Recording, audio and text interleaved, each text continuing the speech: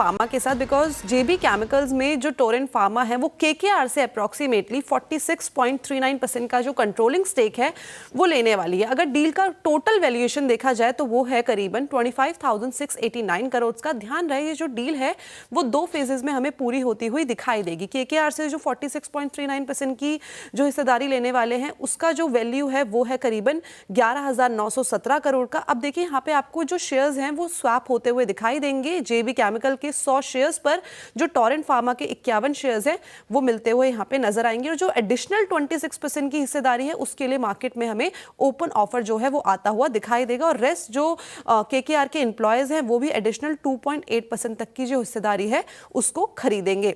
अब देखिए जो डील के बाद है वो जेबी केमिकल्स टोरेंट फार्मा और दोनों का दोनों यहाँ पे हमें मर्जर होता हुआ नजर पड़ेगा।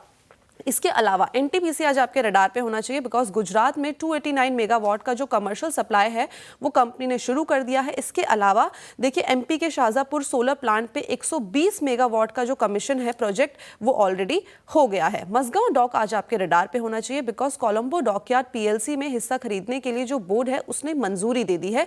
452 करोड़ में जापान ओमनिची डॉकयार्ड से जो कंपनी है वो हिस्सा खरीदने वाली है। इसके साथ ही साथ बीएचईएल आज आपके फोकस में, बिकॉज अडानी पावर से कंपनी को 6,500 करोड़ का ऑर्डर मिला है। देखिए जो ये ऑर्डर है वो 800 मेगावाट के 6 थर्मल यूनिट के लिए दिया गया है। रेमसन इंडिया आज आपके फोकस में होना चाहिए, बिकॉज रेमसन इंडस्ट्रीज को 2 बड़ी सफलताएं मिली है। एक एक करके समझ लेते हैं। फोर्ड ऑटोसन से कंपनी को करीबन 80,000 का ऑर्डर मिला है। बेसिकली जो ऑर्डर है वो स्पेयर व्हील विंच की सप्लाई के लिए दिया गया है। साथ ही साथ एसएस ऑटोमोटिव से जो कंपनी है उसको टेक्नोलॉजी ट्रांसफर के लिए इन्होंने साथ में अग्रीमेंट कर लिया है। जो ब्राजील की ओईएम्स है उससे बेसिकली रेमसन की जो टेक्नोलॉजी है, रेमसन जो है उसकी टेक्नोलॉजी का इस्तेमाल करने वाला है।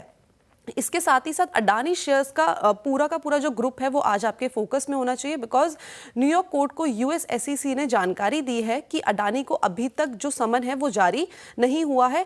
इसके जो प्रोसेस है वो शुरू होने वाली है और ये अभी अधूरी है, तो हो सकता है कि इस लिहाज से आज जो ये शेयर्स हैं वो फोकस में रहे। साथ में JM financial, because JM financial credit solution में जो बची हुई हिस्सेदारी है वो हमें बिकती हुई दिखाई दे सकती है। करीबन 2.98% की जो हिस्सेदारी है वहां पे हमें 89 करोड़ का जो सौदा है वो होता हुआ नजर पड़ सकता है। लीजिए भाई साहब।